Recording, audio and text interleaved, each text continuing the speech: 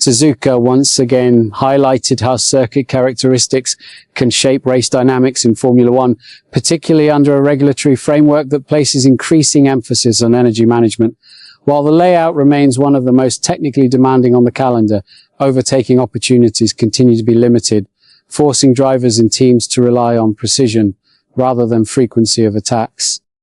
Under the 2026 regulations, however, new variables have altered the way battles unfold. The combination of electrical boost and overtaking modes has introduced larger speed differentials, shifting the focus from traditional aerodynamic aids to how effectively drivers manage energy across key sections of the lap.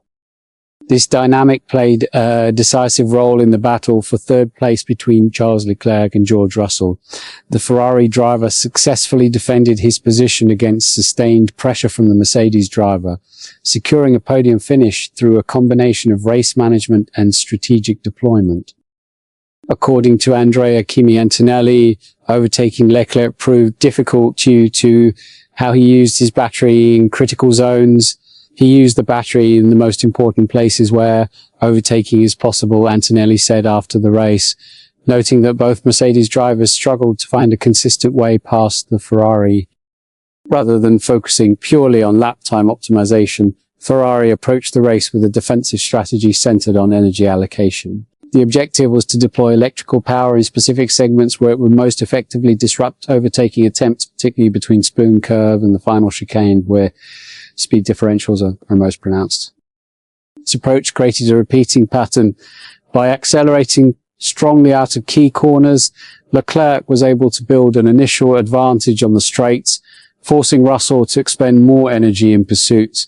However, this often left the Mercedes driver exposed to energy limitations later in the lap, especially approaching braking zones where superclipping would occur. The presence of multiple consecutive straights at Suzuka amplified this effect. Using too much energy in one phase risked leaving insufficient battery for defense in the next, creating a cycle of attack and counterattack that required careful timing. Ferrari's interpretation of this balance appeared more effective in this particular scenario. There were also regulatory nuances influencing these exchanges.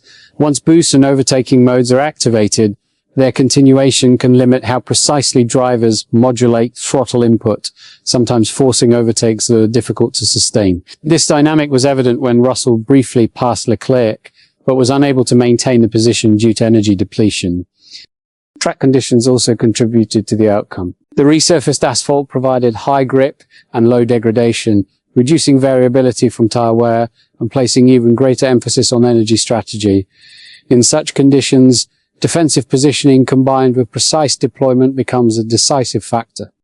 Ferrari team principal Frédéric Vasseur highlighted the importance of the result, particularly in demonstrating the team's ability to compete with a leading rival. He pointed to Leclerc's final stint as evidence that the team can execute under pressure and maintain position against a faster car in certain conditions.